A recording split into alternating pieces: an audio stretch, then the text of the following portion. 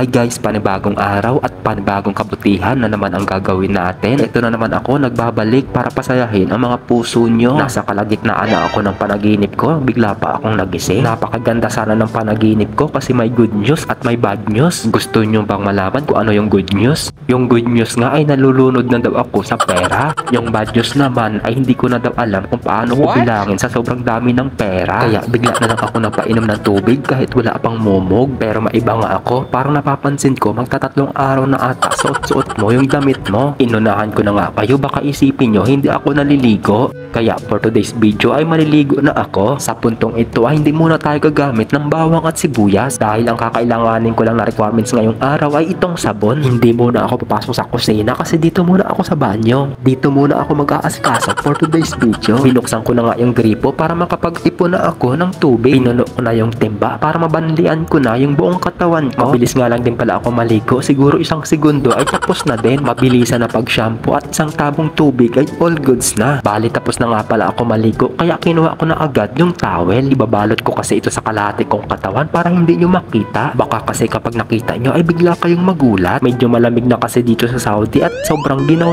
na ako. Kung nandito ka lang ay baka niyakap na kita. Dahil papasok tayo sa trabaho ay kailangan natin maging presentable. Naglalagay nga din pala ako ng cream sa mukha para hindi maging dry. At syempre para dagdag pogi points na din. Syempre araw-araw tayo nakatutok sa camera kaya parang artista na din tayo. Pagkatapos ko nga maglagay ng cream sa mukha ay maglalagay naman ako ng wax sa buhok. Nagdakot lang ako gamit ang daliri ko at ipinahid ko sa palad ko. Ganito nga pala ang routine ko pagkatapos ko maligo. Ayan, pagkatapos ko maglagay ng wax sa buhok ay kinuha ko na din yung uniforme ko. Parang kakauwi ko nga lang kanina galing trabaho. Ngayon naman ay papasok na naman ako ulit. Parang nakukulangan pa ako sa tulog at parang sobrang sarap bumalik sa higaan. Pero dahil may pasok nga tayo ay sayang naman yung araw. Nag-warm up nga muna ako, parang ang himbing pa ng tulog ng mga kaugat-ugatan ko. Bali naka 30 set up nga din pala ang nagawa ko. Pagkatapos nga yan ay kinuha ko na din yung medyas para makapagsuot. Parang nakakatamad na nga pumasok pero kailangan. Saka na lang tayo huminto kapag yumaman na tayo. At syempre kapag may sapat na tayong ipon, medyo mahirap pa ang buhay ngayon kaya tiis-tiis muna tayo. Meron na din akong naipon kahit papaano, kaso nga lang puro resibo. Kayo ba guys, magkano na ba ang naiipon nyo? Malis muna tayo sa ipon at napunta muna tayo sa daily routine ko. Bago nga pala ako papasok ng trabaho ay kakain muna ako. Dahil nga wala tayong luto for this video ay itong mga tira ang inulam ko. Bali hotdog at upo na may sardinas. Ang importante ay mahalaga malagyan ng laman ang tiyan.